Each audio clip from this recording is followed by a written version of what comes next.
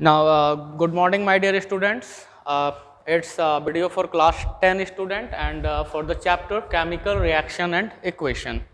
So basically in this video, we will discuss about chemical reaction and a different type of changes. Actually, when we talk about changes, so changing is one universal process and it cannot be stopped. So changing हमारा एक universe में होने वाला ही एक प्रक्रिया है जो कि कभी भी रुक नहीं सकता और ये ऑलवेज होता रहेगा। जैसे हम लोगों का भी जन्म होता है, हम बड़े होते हैं, फिर हमारा डेथ होता है एक टाइम पीरियड के बीच में। सो उस टाइम पीरियड में हमारे अंदर कई तरह के बदलाव होते हैं। सो सिर्फ हमारे अंदर नहीं, आप अगर किसी भी लिविंग बॉडीज़ को अगर आप नॉर्मली ऑब्जर्व करो, so all living bodies just born, they becomes younger and और वो elder and now end time में वो फिर उनका डेथ हो जाता है। सो ये लिविंग बॉडीज़ पे अप्लीकेबल है। इवन अगर आप एक लार्ज टाइम पीरियड में अगर आप इसको ऑब्जर्व करते हो तो ये नॉन लिविंग पे भी अप्लीकेबल होता है, क्योंकि अगर हम अपने अर्थ की बात करें तो ये अर्थ हमारा जैसा जिस पोजीशन जिस इन्वायरमेंटल कंडीशन में आज है, ये ऐसा पहले नहीं था। अगर हम मिलियंस ऑफ ईयर बैक की बात करें तो अर्थ भी हमारा किसी दूसरे फॉर्मेट पे था, वो दूसरे तरह के इन्वायरमेंट यहाँ पर थे। वो environment time to time change होता चला गया। इवन अगर हम इससे भी अर्थ से भी बाहर अगर हम अपने पूरे सोलर सिस्टम की भी बात करें तो सोलर सिस्टम भी ग्रेजुअली चेंज हो रहा है। इनके एटमॉस्फेयर चेंज होते हैं, सन का जो एटमॉस्फेयर है वो चेंज होता है। अदर आपने अभी मार्स मंगल ग्रह के बारे में आपने सुना होगा कि मंगल पर भी एक समय ऐसा था जब एटमॉस्फेयर हुआ करता था। वहाँ पर भी जो अभी मार्शियन रोवर भेजा गया उससे इन सारी बातों का खुलासा होता है कि वहाँ पर भी एक समय पे एटमॉस्फेयर हुआ करता था उसके लाइफ कोर के कारण, क्योंकि किसी भी प्लैनेट में जो एटमॉस्फेयर होता है वो बेसिकली उनके कोर के कारण होता है। अगर वो कोर अगर लाइफ है, जिंदा है, अगर कोर यानी वो मॉल्टन स्टेट में है, उसमें टेम्परेचर अगर ज़्यादा है तो वो लाइफ कोर माना जाएगा और वैसे केस में वो इन्वायरमेंट को यानी एटमॉस्फेयर को होल्ड करके रखता है due to their magnetic behaviour. चूँकि वो मैग्नेट की तरह एक बिहेव करता है जैसा कि हमारा अर्थ करता है, तो सेम चीज़ मंगल ग्रह पर भी था और वो टाइम के साथ वॉश्ड होता चला गया, कोर उसका ठंडा हुआ और धीरे धीरे उसका एटमॉस्फेयर खत्म हो गया। तो यानी वो भी एक बदलाव के दौर से गुजरा। सो सिर्फ हमारा सोलर सिस्टम नहीं बल्कि हम अगर अपने पूरे ब्रह्मांड की भी अगर बात करते हैं तो उसमें भी बदलाव होता है। So changing is one universal process जो कि हर जगह सारे बॉडीज में टाइम के साथ होता रहता है। अब है क्या कि इसमें आप इनिशियली जिस बॉडी को आप लेते हो उसको आप रिएक्टेंट बोलते हो। सबसे पहले रिएक्टेंट के पहले मैं ये बोलना चाहूँगा कि जो ये चेंजिंग्स हैं, आपने जूनियर क्लासेस में मैंने आपको बताया होगा कि बेसिकली जिसको कि आप चेंज बोलते हो, ये चेंज थ्री ब्रॉड कैटेगरीज में आप इनको क्लासिफाई करते हो as physical change, as chemical change and as nuclear change. So ये तीन तरह के बेसिक चेंजेस हैं और यही थ्री चेंजेस हैं जो पूरे यूनिवर्स में कहीं ना कहीं अलग अलग फॉर्मेट में होता रहता है। हमारे बॉडीज़ में है, प्लांट्स में है, अर्थ पे है, solar system, even in our universe also in long time period में वो सारा चेंजिंग हमको फील होता है या पता चलता है लंबे समय पे। एक लंबे समय में कई ऐसी आकाश गंगाएं भी हैं, यानी कि जो हमारे गैलेक्सीज हैं, they just change their position, just change their shape, but वो लॉन्गर टाइम है। इतना लंबा टाइम लगता है कि हम और आप उस चीज़ को आइडेंटिफाई नहीं कर पाते हैं।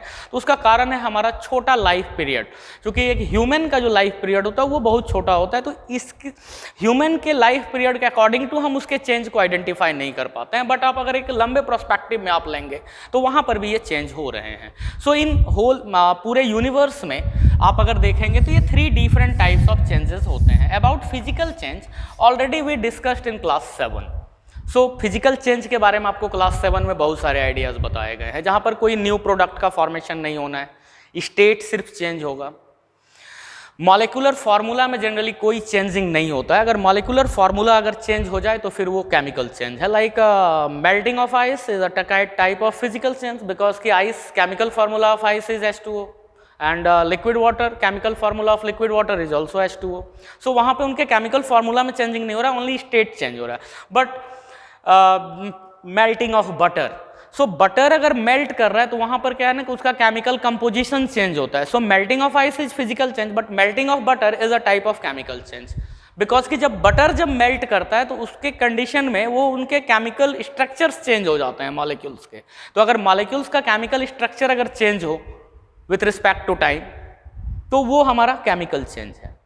अब अगर एक एटम अपनी आइडेंटिटी को लूज करे और न्यू एटम्स में अगर वो कन्वर्ट होता है तो उसको आप न्यूक्लियर चेंज बोलते हो। जनरली सन में, not only in sun but in all star system, जितने भी स्टार हैं डिफरेंट टाइप ऑफ, उन सभी में न्यूक्लियर चेंजेस होते हैं, क्योंकि वहाँ पे जो एटम्स हैं वो एटम्स मिल करके एक न्यू एटम को फॉर्म्ड करते हैं, एक न्यू एटम तैयार करते हैं, या फिर एक लार्जर एटम है वो टूटता है और वो स्मॉलर एटम्स को प्रोवाइड करता है। सो एक न्यू मैटर का फॉर्मेशन होता है, एक न्यू मैटर जो कि कंप्लीटली वो अपने पेरेंट से डिफरेंट है। इवन सिर्फ वो कुछ एक केमिकल नेचर में डिफरेंट नहीं है, बल्कि वो एटम ही एक दूसरा एटम तैयार हुआ है। जैसे सन में हाइड्रोजन का फ्यूजन होता है और वो हीलियम का फॉर्मेशन करता है, तो hydrogen and helium these are two different element. Further elements का फ्यूजन होता चला जाता है किसी भी स्टार में, and different elements like lithium, beryllium, carbon, nitrogen, oxygen, इन सारे अलग अलग एलिमेंट्स का फॉर्मेशन होता है। अप टू आयरन किसी भी स्टार में फॉर्मेशन होता है जनरल वे में। जब वो ब्रस्टिंग होता है, जिसको कि सुपरनोवाज हम लोग बोलते हैं, सुपरनोवा एक्सप्लोजन, तो वहां पे क्या होता है कि जब सुपरनोवा एक्सप्लोजन होगा तो उस केस में इतना ज्यादा एनर्जी बनता है कि अब आयरन यानी जो एक हैवी मेटल है उनसे ज्यादा हैवियर एलिमेंट का फॉर्मेशन होता है बाय फ्यूजन प्रोसेस अगेन। सो वहां पर भी फ्यूजन प्रोसेस ही अप्लीकेबल होता है, जहां पर दो छोटे एटम्स आपस में जुड़ते हैं, दो छोटे न्यूक्लियस आपस में ऐड होते हैं और एक लार्जर न्यूक्लियस का फॉर्मेशन करता है। सो एक न्यू मैटर का फॉर्मेशन होता है। सो इन सारी बातों को आप न्यूक्लियर चेंज में आप स्टडी करते हो। बट इन क्लास 10 जो हमारा फर्स्ट चैप्टर है chemical reaction and equation, it's completely based on chemical changes. So जो केमिकल चेंजेस होते हैं इनके बारे में हम लोगों को स्टडी करना है। So in chemical changes always एक इनिशियल मटेरियल होता है, और वो initial material that is may be represented by A here, that is initial material, and after some time that initial material converted into one final material, that is B. So here initial material is termed as reactant, and the final material which is formed after some time, and इसने एक new material का formation किया है by some chemical changes. So this one is known as product here. So initial material is reactant and final material is product, and there is no differentiate, मतलब क्या है ना कि हम यहाँ पे डिफ्रेंशिएट ये चीज़ नहीं कर सकते हैं कि आप किसको रिएक्टेंट और किसको प्रोडक्ट मानते हो। ये एक्चुअली डिपेंड करता है कि आपने इनिशियल आपने किसको माना है, क्योंकि कोई भी सब्सटेंस अगर ए टू अगर बी अगर कन्वर्ट हो रहा है तो B is not their final position, वो बी से भी फिर वो किसी अगले पोजीशन, अगले सिस्टम, अगले टाइप के मटेरियल में वो कन्वर्ट होगा, बिकॉज की changing is one universal process. So it is not possible कि कोई भी मटेरियल है वो ए से बी में कन्वर्ट हो गया तो बी पे आके अब वो स्टॉप हो जाएगा और वहां पर वो मतलब फिक्स हो गया कि उसका स्ट्रक्चर, एवरीथिंग, सारा प्रॉपर्टी अब वो चेंज नहीं होगा। तो ये पॉसिबिलिटीज है नहीं, बिकॉज कि चेंजिंग एक यूनिवर्सल प्रोसेस है, तो ये ऑलवेज होता रहेगा। तो हम किसको रिएक्टेंट मानेंगे और किसको प्रोडक्ट, ये डिपेंड करता है कि आपने किसे इनिशियल मटेरियल माना है और किसको आप फाइनल प्रोडक्ट मान के चल रहे हो। मतलब ये हमारे मानने पे है कि हमने किसको इनिशियल लेना है और वो इनिशियल कुछ टाइम के बाद वो किस प्रोडक्ट में कन्वर्ट हो रहा है या किस सेकंड वैल्यू में कन्वर्ट हो रहा है, जो कि कुछ बदल रहा है। तो बदलने के बाद जो तैयार होगा वो हमारा प्रोडक्ट है, और जो इनिशियली जिसको हम लोग लेते हैं वो है हमारा reactant. In chemical changes basically always a new product is formed, means a new nature product formed होगा, and the nature of product is completely differ from their parents one, यानी जो भी parents होंगे यानी जो भी reactants होंगे उनसे उस product का nature completely differ करेगा, and also उनका chemical formula different होगा, क्योंकि सिर्फ nature बदलने से वो chemical change नहीं हो सकता। लाइक state changing भी एक nature changing है, आपका physical nature है, बट वहाँ पे वो chemical change नहीं है, आपने सिर्फ उसके state को बदल दिया है। लेकिन अगर मॉलिक्यूलर फार्मूला में अगर कहीं भी चेंजिंग होगा तो वैसे केस में वो एक तरह का केमिकल चेंज होगा। और इस क्लास में, क्लास 10 में बेसिकली हम लोग केमिकल चेंज के ही ऊपर डिस्कशन करने वाले हैं। सो ए जब बी में कन्वर्ट होगा, यानी आपने ये माना हुआ है कि our initial material is A here, so this one is reactant and B is your product. Now one example, magnesium ribbon. Actually magnesium is one reactive metal with atomic number 12 and electronic configuration is 282. This element magnesium is situated in periodic table in period number 3 due to their 3 orbits. So इसमें चूंकि 3 orbits हैं तो ये period number 3 में आपका situated है और magnesium group number 2 का एलिमेंट है, यानी ये अल्कलाइन अर्थ मेटल फैमिली का ये मेंबर है आपका मैग्नीशियम रिबन। रिएक्टिव मेटल है और ये रिएक्टिव मेटल एटमॉस्फेयर के कांटेक्ट में आने के बाद ये बेसिक मैग्नीशियम कार्बोनेट का फॉर्मेशन करता है, that is MgOH halt to MgCO3 when it comes in contact with different atmospheric condition. So different atmospheric condition means presence of oxygen, presence of moisture, presence of carbon dioxide. So due to presence of these gases, ये सारे gases चूंकि available हैं तो इनके कारण क्या होता है कि जो हमारा मैग्नीशियम है वो बेसिक मैग्नीशियम कार्बोनेट का फॉर्मेशन करता है अपने लेयर, अपने सरफेस के ऊपर। And due to formation of this complexes magnesium ribbon जो है वो कंबस्ट नहीं करता है जनरली जब आप उसको फ्लेम पे जलाते हो। So before burning it we must have to clean it with the help of one sand paper. So if we rub the surface of magnesium with the help of sand paper then ये जो layer है ये वहाँ से wash हो जाता है और ये लेयर हटने के बाद फिर वो आपको फ्री मैग्नीशियम आपको मिलता है। एंड आप अगर इसको एक फ्लेम के ऊपर आप अगर इसको कंबस्ट करते हो in the presence of oxygen, so all of you know that कि combustion is one chemical change in which oxygen is needed because oxygen help in combustion. So actually oxygen help in oxidation process and combustion is also a type of oxidation process. So यहाँ पे क्या होता है कि magnesium हमारा oxygen के साथ react करता है और ये मैग्नीशियम ऑक्साइड के व्हाइट पाउडर के फॉर्म में ये कन्वर्ट हो जाता है। तो आप अगर लैब में इस एक्टिविटी को आप कर रहे हो तो आप एक मैग्नीशियम का रिबन आपको लेना है, उसको पहले सैंड पेपर से आप उसको अच्छे से रगड़ेंगे ताकि ये वाला कंपाउंड आपका वॉश हो जाए, कंप्लीटली वहाँ से रिमूव हो जाए ये बेसिक कॉपर कार्बोनेट। एंड ये बेसिक कॉपर कार्बोनेट के रिमूव होने के बाद जब आप उसको ऑक्सीडाइजिंग फ्लेम पे जब आप उसको जलाते हो, ऑक्सीडाइजिंग फ्लेम जो आप स्कूल लैब में जो हम लोग यूज़ करते हैं वो गैस बर्नर को, उसको मैं यहाँ पे ऑक्सीडाइजिंग फ्लेम बोल रहा हूँ। तो जब आप उस ऑक्सीडाइजिंग फ्लेम का आप वहाँ पे इस्तेमाल करते हैं तो उस केस में वो मैग्नीशियम ऑक्साइड का व्हाइट पाउडर आपको प्रोवाइड कर रहा है। So for this reaction magnesium and oxygen both are reactant, तो यहाँ पर ये दोनों ही मेरे लिए रिएक्टेंट है and MgO is product here. So MgO हमारा यहाँ पे product है and it is a type of chemical change because in this change a new product is formed and nature of this product is completely differ from their parents one. इनके parents से ये completely differ कर रहा है। साथ ही साथ आप अगर चाहें इसको reverse करना so it cannot be reversed by reversing the conditions only. सो आप अगर इसको रिवर्स करना चाहते हो तो आप सिर्फ कंडीशंस को रिवर्स करके आप इसको ऑब्टेन नहीं कर सकते, इट इज नॉट पॉसिबल। फिर मैंने कहा था कि रिएक्टेंट एंड प्रोडक्ट ये मेरे ऊपर डिपेंड करता है कि हम किसको मान रहे हैं, क्योंकि अगर MgO का फॉर्मेशन हो गया और ये फाइनल प्रोडक्ट होगा, अब MgO चेंज ही नहीं होगा, तो इट इज नॉट पॉसिबल। ये डिपेंड करता है कि हम कौन सा काम कर रहे हैं, हम कहाँ से कहाँ तक काम कर रहे हैं। तो जहाँ से जहाँ तक हम काम कर रहे हैं तो मेरा इनिशियल जो होगा वो रिएक्टेंट होगा और जहाँ पे फाइनल होगा वो मेरा प्रोडक्ट होगा, बट उसके बाद भी उसमें चेंजिंग पॉसिबल्स है। जैसे आप अगर इस मैग्नीशियम ऑक्साइड को वाटर के साथ अगर आप डिसॉल्व करते हो, जो कि व्हाइट पाउडर के फॉर्म में आपने ऑब्टेन किया है by burning a ribbon of magnesium, so when magnesium oxide dissolve in water it give magnesium hydroxide which is known as milk of magnesia. It is used as antacid. So antacid it means anti-acid. So because their nature is anti-acid, their nature is just reverse of acid. So it can control acidic nature by neutralization reaction because this one is one base and this base when react with acid then form a neutral salt and give water.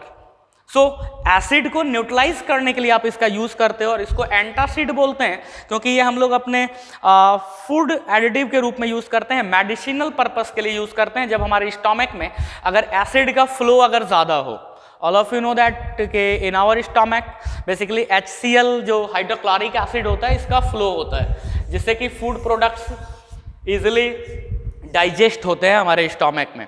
तो stomach में जो HCl का जो flow होता है, तो कई बार क्या होता है कि हमारे स्टोमक में HCl का फ्लो बहुत ज़्यादा लार्ज अमाउंट में हो जाता है, बट उतना फूड अवेलेबल नहीं रहता है हमारे स्टोमक में, जिसके कारण हमें एसिडिटी की प्रॉब्लम हो जाती है और उस एसिडिटी से अंदर जलन होना शुरू होता है, फील होता है जलने जैसा।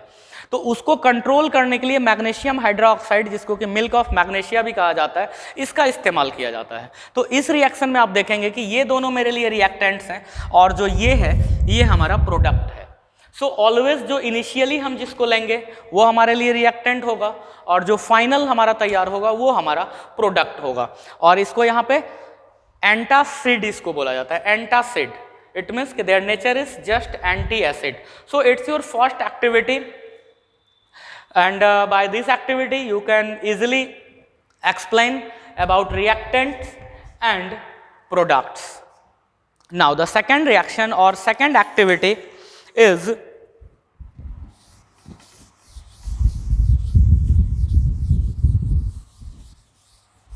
reaction between lead nitrate, that is PbNO3 plus potassium iodide, that is Ki. So both of these are two different salts. Here this one is lead nitrate and this one is potassium iodide. When this, अगर ये दोनों salt अपने aqueous form में हो, aqueous it means कि water soluble, आपने उनका aqueous बनाया हुआ है, सॉल्यूशन मीन्स वाटर में आपने उनको डिसॉल्व रखा हुआ है, तो उस कंडीशन में ये आयोनाइज्ड हो जाते हैं as Pb++ and NO3-, K+ and I-। सो अब यहाँ पे क्या होता है कि आयन एक्सचेंज होते हैं। आयन एक्सचेंज मीन्स इनका जो प्लस वाला है वो इसके माइनस के साथ जाएगा और जो इसका जो प्लस है वो पहले वाले सॉल्ट के निगेटिव के साथ, क्योंकि हमारा जो Pb है यहाँ पे डबल प्लस चार्ज के साथ है और NO3 सिंगल माइनस के साथ है, K हमारा सिंगल प्लस पे है और I हमारा सिंगल माइनस पे है। तो क्या होता है कि जब आप एक्वस सॉल्यूशन लेते हो तो इन दोनों ही सॉल्ट्स कंप्लीटली आयोनाइज्ड हो जाते हैं उस मीडियम में। अब कंप्लीट आयोनाइज्ड होने के बाद जो ये Pb++ होता है ये I के साथ अटैच्ड होता है और PbI2 का फॉर्मेशन करता है। साथ ही साथ जो हमारा K+ है वो NO3- के साथ अटैच्ड होता है एंड KNO3 का फॉर्मेशन करता है, दैट इज पोटासियम नाइट्रेट। तो ये एक्वस फॉर्म में होता है और ये येलो कलर के PPT के फॉर्म में जमा हो जाता है। PPT it means precipitate which is found in solid form after reaction. So in this reaction it is a very fast reaction, but because it is ion exchange reaction. Ion exchange reaction it means what कि आपने जो reactant लिया है, फिर से वही बात है कि reactant means initial values which taken first, जो आपने सबसे पहले आपने लिया। तो हमने क्या लिया, तो हमने एक टेस्ट ट्यूब में लिया लीड नाइट्रेट एक्वस सॉल्यूशन। सो एक्वस सॉल्यूशन था मतलब Pb++ था एंड NO3- था एंड हमने Ki का भी सॉल्यूशन लिया पोटासियम आयोडाइड का, तो ये भी हमारा K+ था और ये I- था। अब इन दोनों के बीच में आयन एक्सचेंज होता है। अब ये सवाल यहाँ पे ये आता है कि क्या सर हम किसी भी अगर दो सॉल्ट को लें और उनके एक्वस फॉर्म को अगर डिसॉल्व करते हैं तो क्या ये आयन एक्सचेंज हो जाएंगे हर बार? तो नहीं, ऐसा नहीं है। ये एक्चुअली डिपेंड करता है इस चीज पे। HSAB एक प्रिंसिपल होता है, HSAB। जॉर्ज पियर्सन ने अपने समय में इस थ्योरी को दिया था, जिसके बारे में आगे चल करके केमिस्ट्री में बताया जाता है। फुल फॉर्म है hard and soft acid and base concept, HSAB, hard and soft acid and base concept. According to this concept, to hard acid always react with hard base and form stable salt, or weak acid always react with weak base and form stable salt. So it means what कि hard and hard combination or weak and soft and soft combination are most stable. But अगर कहीं hard and soft का combination होता है या soft and hard का combination होता है तो वो थोड़ा सा वीक होता है, यानी वो सॉल्ट कमजोर होता है। मतलब ये कि इन दोनों ही सॉल्ट में hard and soft and hard का कॉम्बिनेशन है, जिसके कारण जब ये आयोनाइज्ड हो जाते हैं तो आयोनाइज्ड होने के बाद हार्ड एंड हार्ड का कॉम्बिनेशन होता है एंड सॉफ्ट का कॉम्बिनेशन होता है। तो जब सॉफ्ट एंड सॉफ्ट का कॉम्बिनेशन आता है तो मोस्ट स्टेबल सॉल्ट बनता है, एंड जब हार्ड एंड हार्ड का भी हुआ तो मोस्ट स्टेबल बना। बट इसके पहले जब वो रिएक्टेंट के फेज में थे तो वहां पर वो hard and soft and hard के फेज में थे ये, जिसके कारण इनकी स्टेबिलिटी एक्वस मीडियम में कम थी। और यहां पर आयन एक्सचेंज हुआ, और आयन एक्सचेंज होने के बाद एक नया प्रोडक्ट आपको फॉर्म्ड होता है, and it is a very fast reaction when we take lead nitrate and potassium iodide, just add, so under 1/10 second, मतलब आप देखेंगे वो डालने के साथ वो रिएक्शन होगा fast, and just the whole system becomes yellow colour, yellow in colour, and after some time this yellow particles जो कि सॉलिड फॉर्म में है, तो वो क्या होता है कि धीरे धीरे धीरे उस टेस्ट ट्यूब के नीचे बॉटम में जाकर के सेडिमेंट कर जाते हैं ये। इसीलिए इस रिएक्शन को डबल डिस्प्लेसमेंट रिएक्शन भी कहा जाता है, बिकॉज कि two salts interchange their ions, दोनों सॉल्ट ने अपने आयन को इंटरचेंज किया है। साथ ही साथ ये रिएक्शन ऑलवेज जो प्रोडक्ट का फॉर्मेशन कर रहा है, इसमें से एक प्रोडक्ट हमारा पीपीटी के फॉर्म में आ रहा है। PPT it means precipitate, it means found in solid form. So आपने अगर टेस्ट ट्यूब अगर लिया हुआ है तो आफ्टर सम टाइम आप क्या देखेंगे कि जो येलो कलर का जो पीपीटी है वो यहां पर आकर के ऐसे कुछ जमा हो जाएगा, तो जो ये जमा होगा आफ्टर सम टाइम वो आपका लीड आयोडाइड है। और जो ऊपर जो एक्वस फॉर्म में जो यहां पर जो लिक्विड आपको नजर आएगा जो कि व्हाइट कलर का, सिंपली कलरलेस होगा ये, तो ये जो है ये आपका लीड नाइट्रेट का एक्वस सॉल्यूशन है। मतलब आफ्टर मिक्सिंग ये कुछ इस तरह का सिस्टम आपको डेवलप करता है। तो यहाँ पर जो एक प्रोडक्ट है वो आपको सॉलिड फॉर्म में मिल रहा है। सो इस रिएक्शन को हम लोग प्रिसिपिटेशन रिएक्शन के भी नाम से जान सकते हैं। यानी प्रिसिपिटेशन इट मीन्स कि those reaction in which at least one product is must be found in solid state. So at least एक जो प्रोडक्ट होगा हमारा वो सॉलिड स्टेट में होना चाहिए। तो अगर वो एक प्रोडक्ट अगर हमारा सॉलिड स्टेट में अगर है तो वो हमारा रिएक्शन प्रिसिपिटेशन रिएक्शन भी आप इसको बोल सकते हो। इवन कई बार इसको मेटाथेसिस रिएक्शन भी कहा जाता है। तो मेटाथेसिस के लिए फिर आगे अलग सिस्टम की हम बात करते हैं, तो वो चीज़ यहाँ पे काउंट नहीं होता है। बट इस रिएक्शन में हमारा ये दोनों रिएक्टेंट है और ये हमारा प्रोडक्ट है। अब रही बात कि बैलेंसिंग की, कि why balancing is needed in chemical changes. So आप अगर किसी भी तरह का कोई भी केमिकल रिएक्शंस आप लेते हो तो वहाँ पे बैलेंसिंग जरूरी होता है। तो याद करें हम लोग क्लास 9 जहाँ पे हम लोगों ने लॉ ऑफ केमिकल कॉम्बिनेशन पढ़ा था, उस चैप्टर का मेन मोटो हमारा यही था कि कोई भी एलिमेंट अगर कंबाइंड होकर के अगर प्रोडक्ट का फॉर्मेशन कर रहे हैं तो वो ऐसे ही नहीं करेंगे, वो ऑलवेज एक सर्टेन रूल को फॉलो करते हैं। इट मीन्स कि व्हेन टू और मोर देन टू एटम्स और ग्रुप्स और टू कंपाउंड्स अगर एक दूसरे के साथ रिएक्ट कर रहे हैं और रिएक्ट करके बाय केमिकल चेंजेस अगर कुछ एक न्यू प्रोडक्ट का फॉर्मेशन अगर वहाँ पे हो रहा है तो वो गारंटी है कि कुछ ना कुछ स्पेसिफिक रूल को वो फॉलो करते हैं, और उन्हीं स्पेसिफिक रूल्स को लॉ ऑफ केमिकल कॉम्बिनेशन कहा जाता है। जिसमें से कि आपने first law of chemical combination आपने पढ़ा होगा, mass conservation rule. So according to mass conservation rule, mass can neither be created nor be destroyed by any type of physical or chemical change। सो आप अगर कोई भी फिजिकल चेंज कर लो, आप कोई भी केमिकल चेंज कर लो, बट मास को न तो हम क्रिएट कर सकते हैं न ही मास को हम डिस्ट्रॉय कर सकते हैं।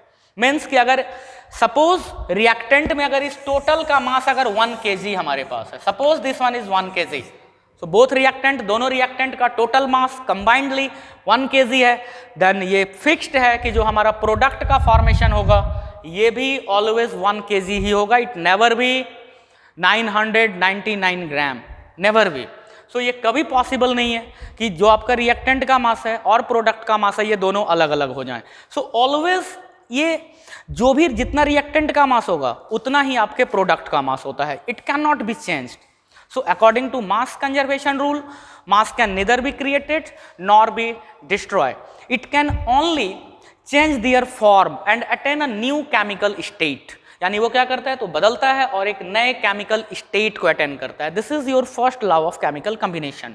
नाउ सेकेंड लॉ है आपका, फिर थर्ड लॉ, फोर्थ लॉ सब पढ़ते हैं, बट बैलेंसिंग करने का जो मेन रीजन है वो है हमारा law of mass conservation। It means कि mass can neither be created। Now look at in this reaction। So here just you can easily observe NO3 hol 2 in reactant side there are two NO3 group, there are two NO3 group, nitrate group which is attached with lead, but in product side only one nitrate group is attached with potassium। So in this reaction In reactant there are 2 NO3 group, but in product side it is still 1, so it is not balanced reaction. So this reaction जो है हमारा ये वाला, ये mass conservation को follow नहीं करता है. अब इसको मास कंजर्वेशन फॉलो कराने के लिए आपको क्या करना होगा, तो जस्ट प्लेस्ड 2 बिफोर प्रोडक्ट. अब कहेंगे कि सर NO3 अगर मेरा डबल हो रहा है तो मैं इधर NO3 को डबल कर देता, बट उससे क्या होगा, उसका केमिकल फार्मूला चेंज हो जाएगा. इट मीन्स कि हमको रिएक्टेंट एंड प्रोडक्ट दोनों साइड में इक्वल करना है एटम को, बट जब हम मल्टीप्लाई करेंगे वो मॉलिक्यूल को करेंगे. इक्वल करना है मुझे एटम को दोनों साइड. इट मीन्स कि जो एटम रिएक्टेंट में जितने नंबर ऑफ एटम्स अवेलेबल होंगे उतने ही नंबर ऑफ एटम्स हमको प्रोडक्ट में भी शो करने हैं. बट हम कभी भी एटम को किसी मॉलिक्यूल के अंदर एटम को मल्टीप्लाई नहीं कर सकते, क्योंकि अगर हम किसी मॉलिक्यूल के अंदर किसी एटम के नंबर्स को अगर हम चेंज कर दें तो वो कंपाउंड ही हमारा बदल जाएगा. जैसे अगर मैं Ki2 कर दूं तो that's one another product, may be वो हो या नहीं हो, बट एक अलग प्रोडक्ट होगा. That never be potassium iodide. So we can't change number of atoms within a molecule.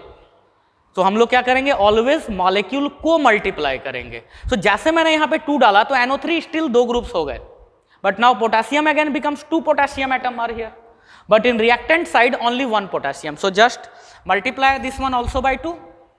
So when we multiply by 2, then potassium is still 2 here, but now iodine again becomes 2. So still 2 atom of iodine is present in lead iodide. So lead iodide भी हमारा 2 iodine present है, lead भी हमारा बराबर है.